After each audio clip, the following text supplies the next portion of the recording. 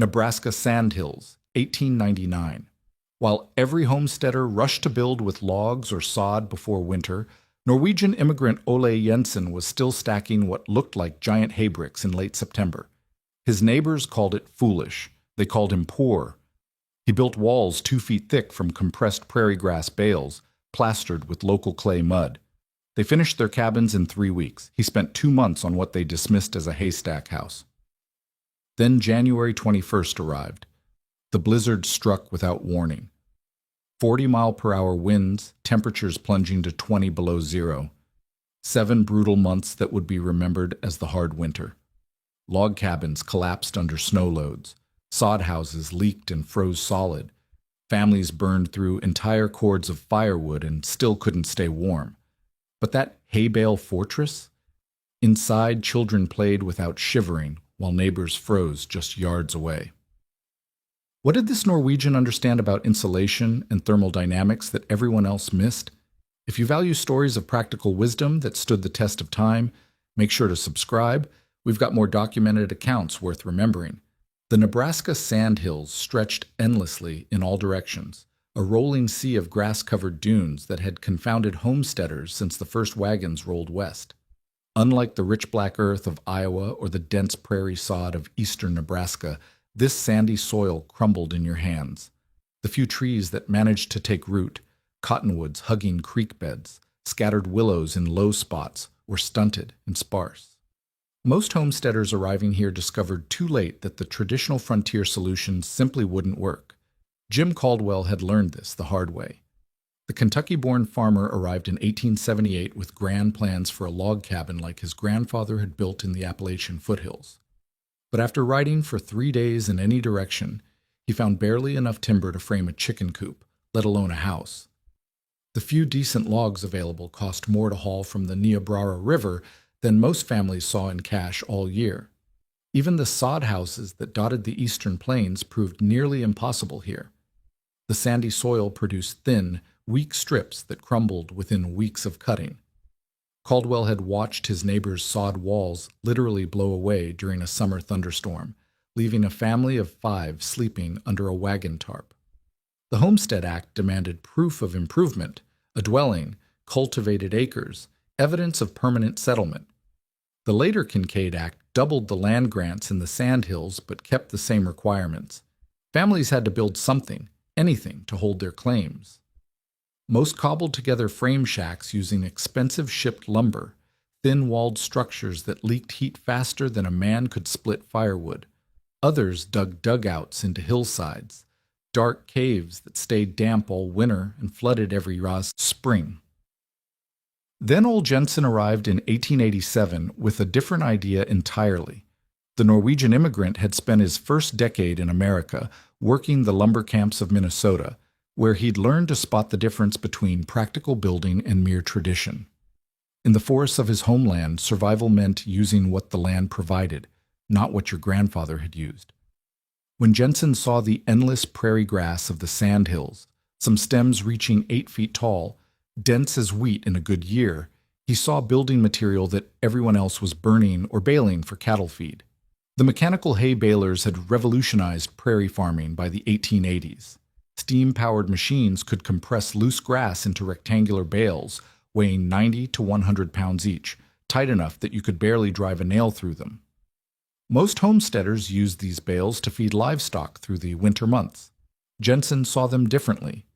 Each bale measured roughly 14 inches wide, 18 inches tall, and 36 inches long, the dimensions of massive masonry blocks, but lighter and far more insulating than stone or brick.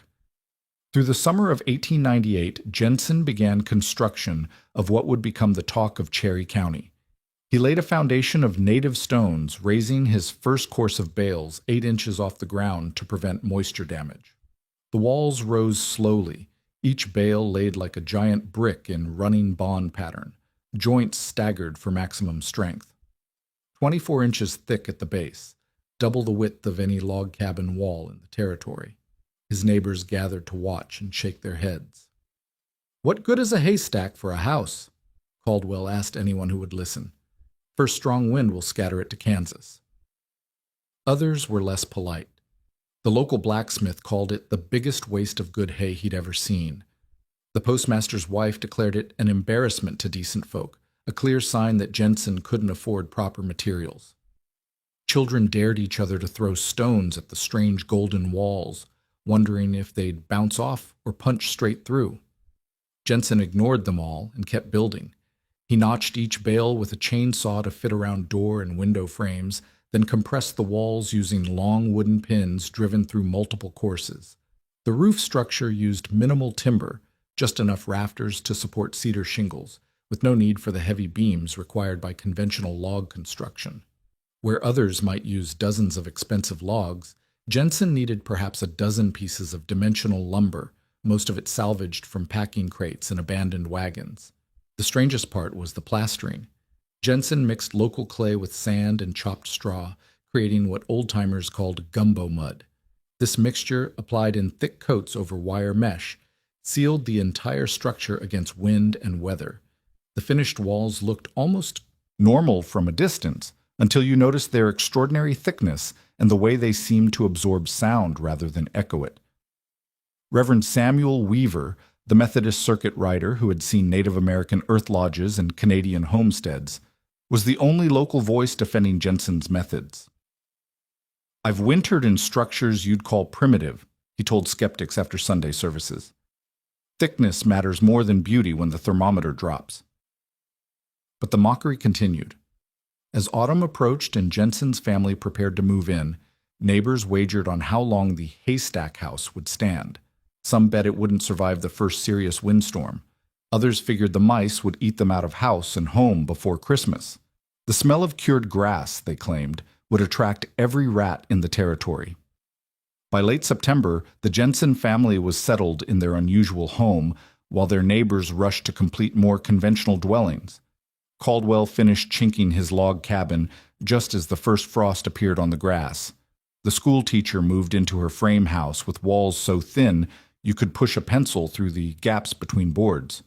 The German family down the creek completed their dugout, proud of its solid earth walls and grateful for its protection from the wind. October brought the first real test, a 3-day storm with driving rain that turned to sleet. Conventional structures leaked and groaned, their occupants shivering under extra blankets and stoking fires through the night. The Jensen place stood silent and solid, no lights flickering in the windows, no smoke pouring from the chimney. When neighbors stopped by to check on the family, they found the interior surprisingly comfortable. The thick walls had absorbed the day's warmth and were releasing it slowly through the night. Jensen barely needed to tend his fire.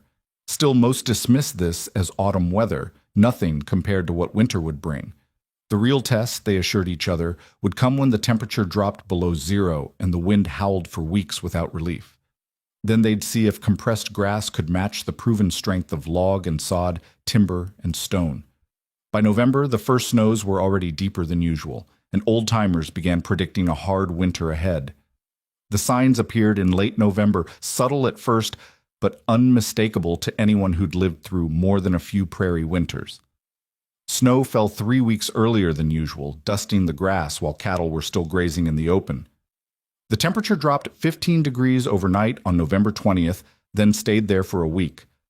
Old-timers who remembered the brutal winter of 1857 began checking their firewood supplies and muttering about bad omens.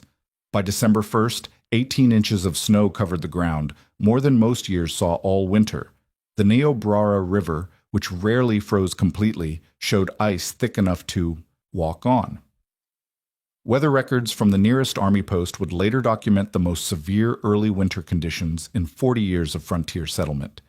But homesteaders didn't need official measurements to know they were facing something unprecedented. Jim Caldwell's log cabin began revealing its weaknesses almost immediately. He'd built it the traditional way his grandfather had taught him, single walls of 8-inch logs chinked with mud and moss, a stone fireplace against the north wall where it would draw best. The construction had served 3 generations in Kentucky's milder climate, but the Nebraska wind found every gap between the logs. Frost formed on the interior walls 3 feet from the fireplace, something Caldwell had never witnessed in all his years on the frontier. The chinking, a mixture of clay, grass, and horsehair, dried out in the arid prairie air, and began cracking within weeks of the first freeze. Each gap, no matter how small, became a pathway for frigid air. Caldwell spent hours each day replastering the worst spots, but new cracks appeared faster than he could seal them. By mid-December, he was burning 4 cords of firewood per month, double his normal consumption, and his family still huddled around the fire wearing coats indoors. The school teacher's frame house suffered even worse. Built with shipped lumber and standard construction techniques, the walls consisted of 2-inch planks with no insulation between them. The gaps between boards, invisible during construction, opened wider as the wood contracted in the cold. Wind whistled through the structure so clearly that candle flames flickered from cross breezes. She stuffed rags and newspaper into every crack she could find, but the building seemed determined to leak heat faster than her small stove could produce it. 3 families living in dugouts faced different but equally serious problems. The earth walls that promised natural insulation proved treacherous when moisture seeped through from above. Underground seepage froze into sheets of ice on the interior walls, creating surfaces that radiated cold throughout the small spaces. The Schmidt family woke each morning to find water buckets frozen solid, despite keeping a fire burning all night. Their youngest daughter developed a persistent cough that echoed ominously in the confined space. The German settlers, who had managed to construct a sod house, discovered that sandhill soil produced fundamentally different building material than the dense prairie sod of eastern Nebraska. Their walls, built from thin strips of sandy earth and sparse grass, began crumbling under the freeze-thaw cycles.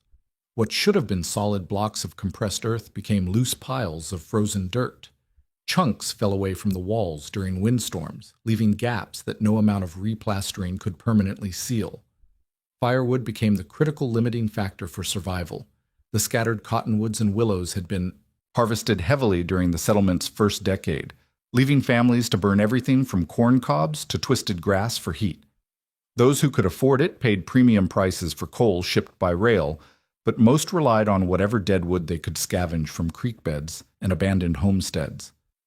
Families that had calculated they needed 3 cords to survive the winter were burning through 5 cords by Christmas, with 3 months of cold weather still ahead. Children in conventional houses developed chilblains on their hands and feet. Mothers wrapped their babies in multiple layers of quilts and still worried about hypothermia during the coldest nights. The local doctor, making his rounds on horseback, reported more cases of frostbite and cold-related illness than he'd seen in 15 years of prairie practice. Several families began discussing abandoning their claims and retreating to warmer towns until spring. Meanwhile, the Jensen household presented a stark contrast that became impossible to ignore. Neighbors walking past the straw bale house noticed how little smoke rose from its chimney compared to other dwellings. While Caldwell's fireplace roared constantly and the schoolteacher's stove glowed red-hot, Jensen's fire seemed almost decorative, a modest flame that burned steadily but never urgently. The thick walls absorbed heat during the day and released it gradually through the night, maintaining comfortable temperatures with minimal fuel consumption.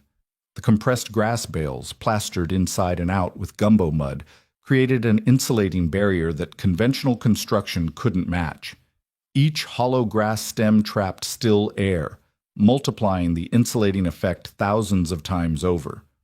The 2-foot-thick walls provided an estimated R value of 50 or higher, compared to single-digit ratings for log cabins and frame houses. More importantly, the plaster created an airtight seal that eliminated the infiltration problems plaguing other structures. Jensen's children played comfortably indoors wearing normal clothing while neighbor children huddled in coats and blankets.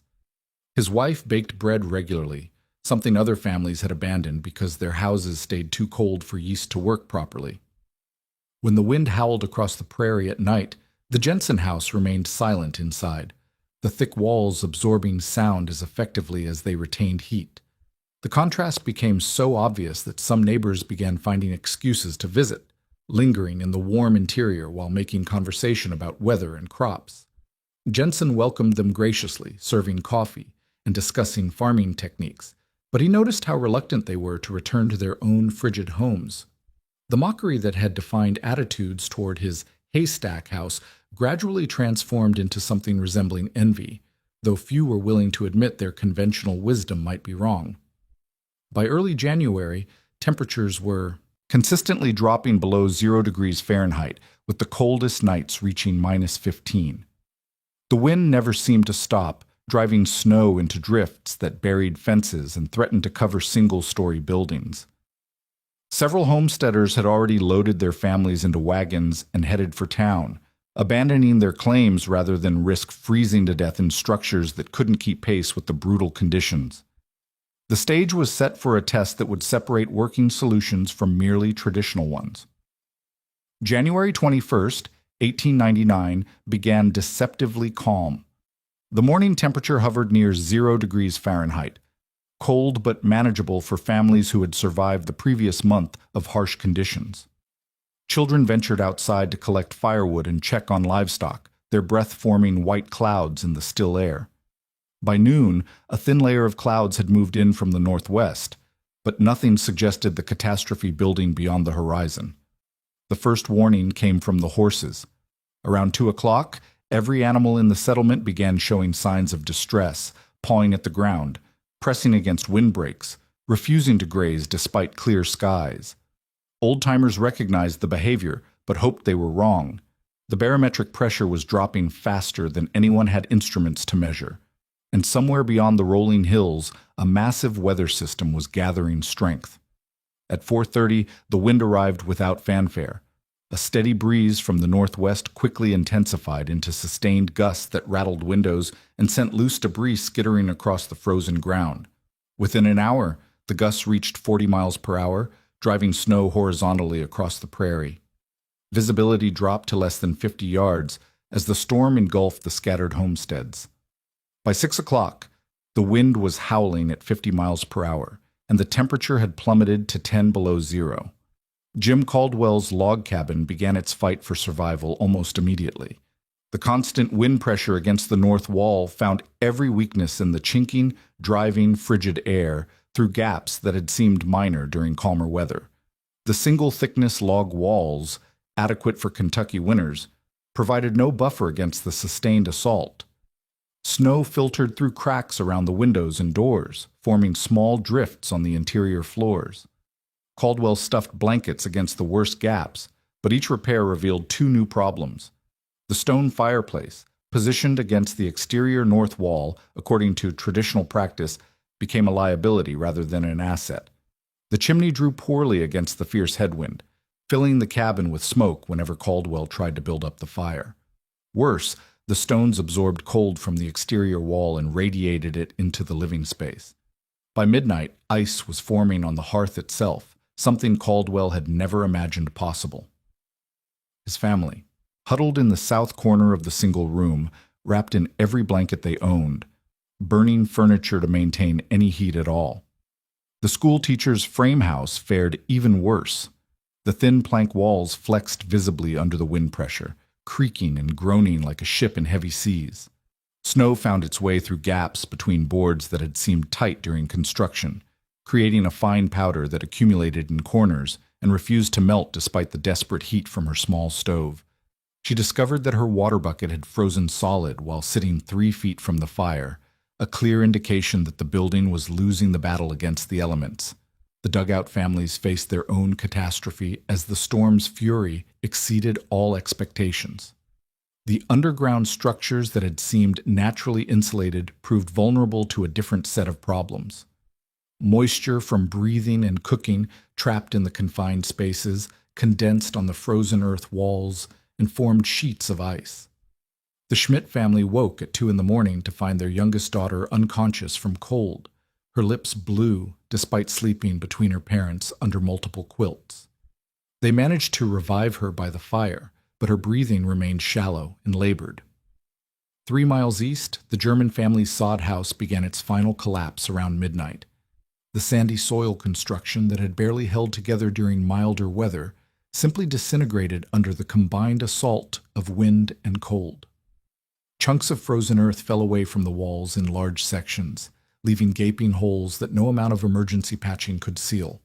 By dawn, They were essentially living outdoors with a partial roof overhead, burning pieces of their furniture in a desperate attempt to create a warming fire in the ruins of their home. The wind reached its peak intensity around 3 in the morning, sustained speeds of 55 miles per hour with gusts approaching 60. The temperature had dropped to 22 below zero, creating a wind chill that could freeze exposed skin in minutes.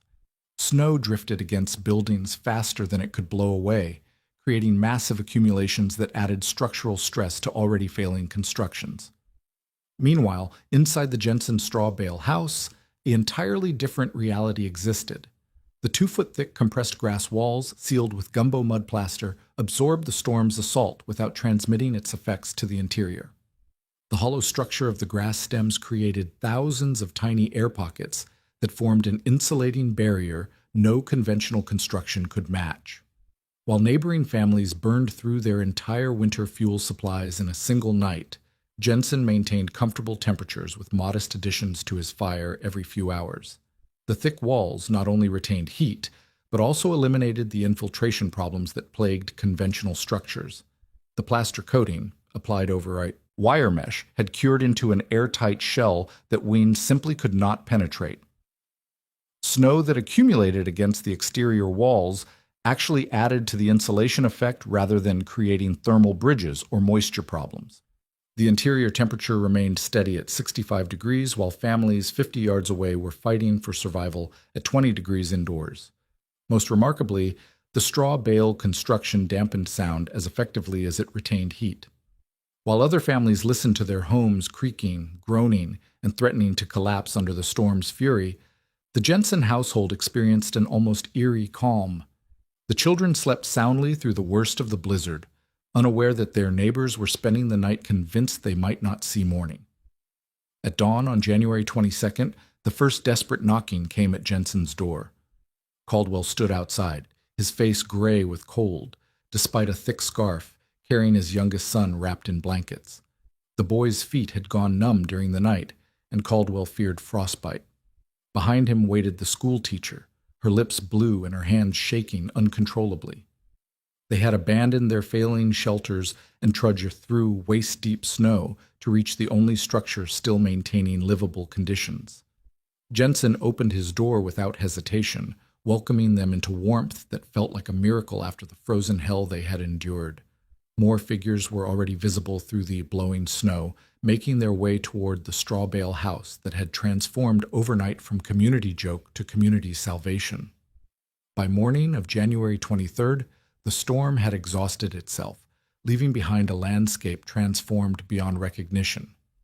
Snow drifts reached the eaves of single-story buildings, and the bitter wind had sculpted the prairie into an alien geography of ridges and valleys. As the sun broke through scattered clouds, the true extent of the catastrophe became visible across the scattered homesteads of Cherry County. The toll was devastating and precise. Of 12 families that had attempted to winter in conventional structures within a 5-mile radius of Jensen's homestead, 7 had suffered complete structural failures. Caldwell's log cabin stood intact but uninhabitable. The constant infiltration had created a coating of ice on every interior surface, and the stone fireplace had cracked from repeated freeze-thaw cycles. The schoolteacher's frame house had lost its entire north wall, the thin planks simply blown away during the peak winds. 3 dugout families had been forced to abandon their underground shelters when ice formation made breathing dangerous and heating impossible. Most tragic was the German family whose sod house had disintegrated entirely. They had spent the storm's worst hours huddled under a wagon in the ruins of their home, burning pieces of furniture and clothing to maintain a small fire. The father had suffered severe frostbite on both hands, and their 6-year-old daughter showed early signs of pneumonia from prolonged exposure to sub-zero temperatures. Only the intervention of neighbors who carried them through the drifts to Jensen's house had prevented what would certainly have been the settlement's first weather-related deaths. The Schmidt family emerged from their dugout to discover that moisture from their breathing had created a solid shell of ice on the interior walls.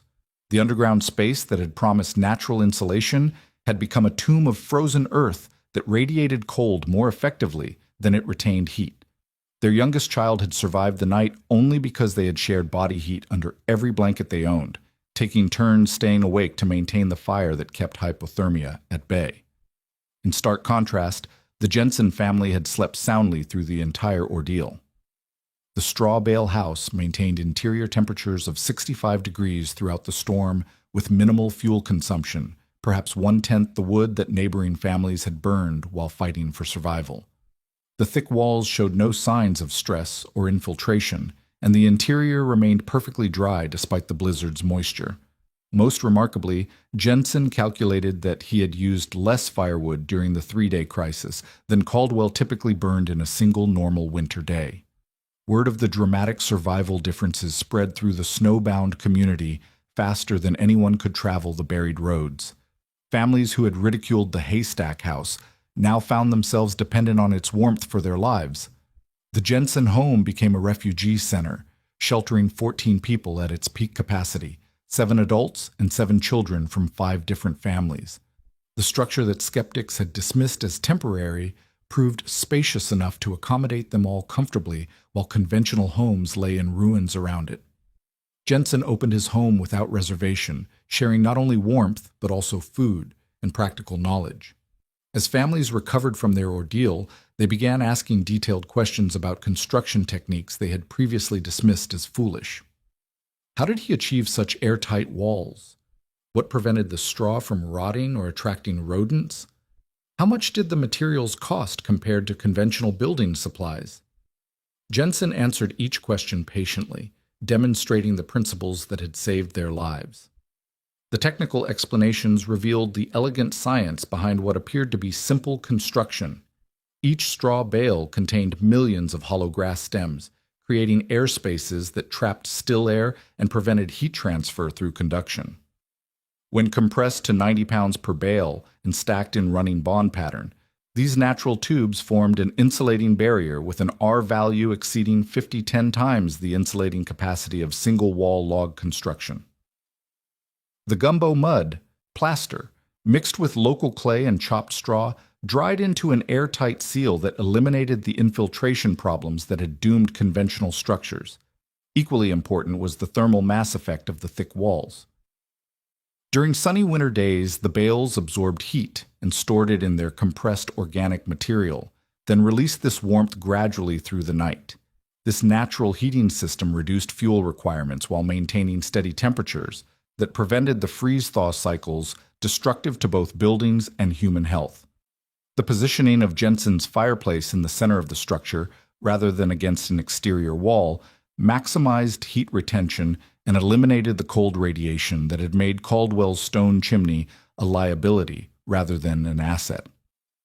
Reverend Samuel Weaver, who had weathered the storm in town, arrived 3 days after the blizzard to find his scattered congregation gathered in the straw bale house. His validation carried significant weight in the community. Here was an educated man who had traveled widely and seen various survival techniques used across the frontier. "This is precisely what I observed among the Mandan people along the Missouri River," he told the assembled families. "Earth lodges that used the same principles of thick insulation and central heating, indigenous knowledge adapted to available materials." By February, even before the snow had fully melted, 3 families began making plans to build straw bale homes before the next winter. The Schmidt family, whose dugout had nearly killed them, started gathering prairie grass as soon as it was accessible. They had seen firsthand that survival depended not on following tradition, but on using techniques that actually worked in local conditions. Caldwell, his pride wounded but his family alive, began quietly inquiring about baling equipment and construction details. The schoolteacher, whose frame house was a total loss, announced her intention to rebuild using straw bale construction.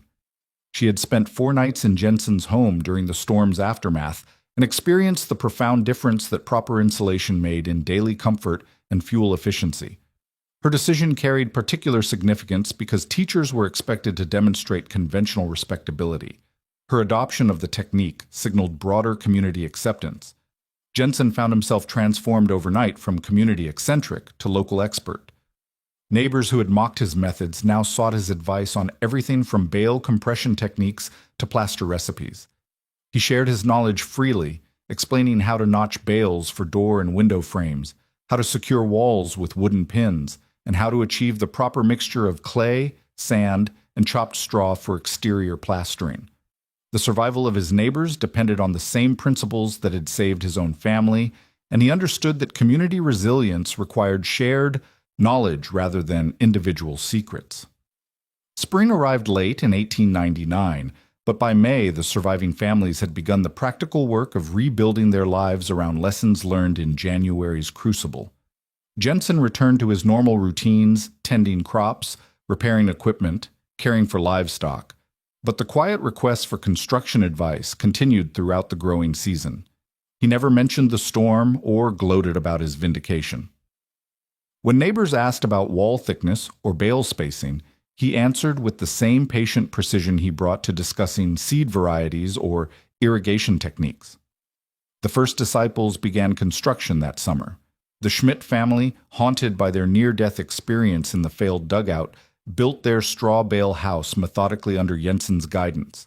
They learned to compress bales to precisely 90 pounds for optimal density, stack them in running bond with joints staggered 18 inches, and secure each course with sharpened wooden pins driven through multiple layers. Their walls rose to 22 inches thick, slightly thinner than Jensen's original design, but still providing an R value of 45, more than adequate for prairie conditions. The school teacher's replacement structure incorporated refinements learned from the January disaster. She positioned her fireplace centrally rather than against an exterior wall, eliminating the cold radiation that had made her frame house uninhabitable. Her bale walls included wire mesh reinforcement before plastering, creating an even more durable shell than the original gumbo mud technique. The finished building looked conventional from a distance, white plastered walls and standard roofing, but provided comfort and fuel efficiency that amazed visiting school officials. By 1900, 7 straw bale structures had been completed in Cherry County, ranging from family homes to a small church that served 3 rural congregations. Each builder adapted the basic technique to local needs and available materials, creating variations that proved the method's flexibility. Some used lime-based stucco instead of clay plaster. Others experimented with different bale dimensions, but all achieved the fundamental goal of creating thick, insulating walls from abundant prairie grass. The techniques spread quietly through informal networks of neighbors, helping neighbors.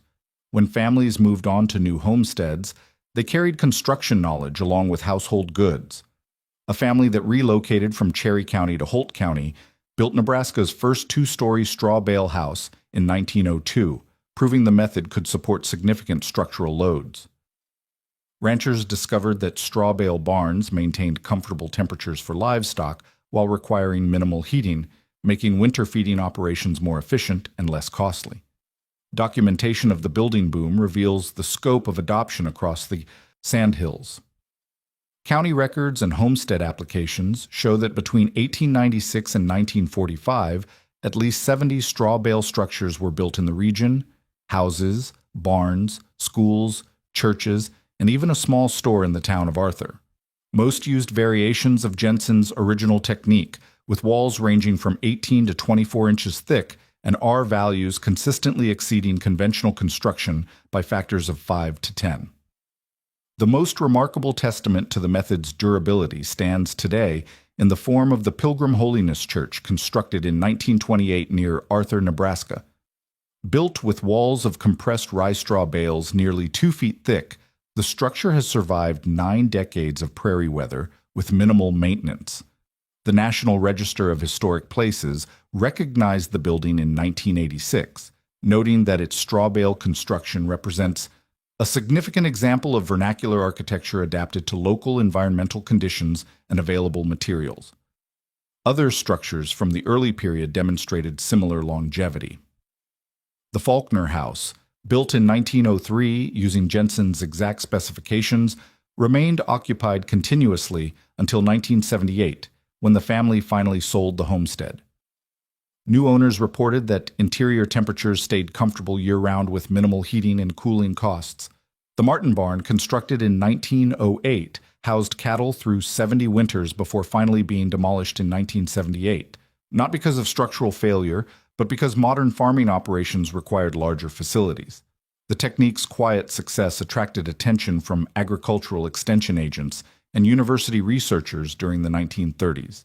A study conducted by the Nebraska Agricultural Experiment Station documented fuel savings of 60 to 70% compared to conventional frame construction, along with superior comfort during both summer heat and winter cold. The report noted that straw bale walls naturally regulated humidity, preventing the condensation problems that plague dugouts and poorly insulated buildings. World War II temporarily ended straw bale construction as materials and labor shifted to war production, but the technique experienced an unexpected renaissance in the late 20th century. Environmental consciousness and energy efficiency concerns sparked renewed interest in what researchers now called natural building methods. The same principles that had saved lives during the hard winter of 1899 appealed to homeowners facing energy crises and seeking sustainable alternatives to conventional construction. Modern building codes began recognizing straw bale construction during the 1980s and 90s, establishing engineering standards and inspection protocols for load-bearing bale walls. States including Nebraska, Colorado, and New Mexico developed specific regulations governing straw bale buildings, acknowledging their energy efficiency and structural viability. Contemporary builders discovered they could achieve even better performance by combining traditional techniques with modern materials, cement-based stuccos, moisture barriers, and engineered foundations that extended building life indefinitely. Jensen lived to see his community's complete transformation from skepticism to adoption, though he remained characteristically modest about his role in the change. When a newspaper reporter visited in 1925 to write about the straw bale pioneer, Jensen attributed his success to Norwegian building traditions and common sense rather than any special innovation. "The prairie grass was here all along," he observed. "People just needed to see it as building material instead of cattle feed." The broader lesson extended far beyond construction techniques. When conventional wisdom collided with environmental reality, survival belonged to those who adapted rather than those who insisted on tradition.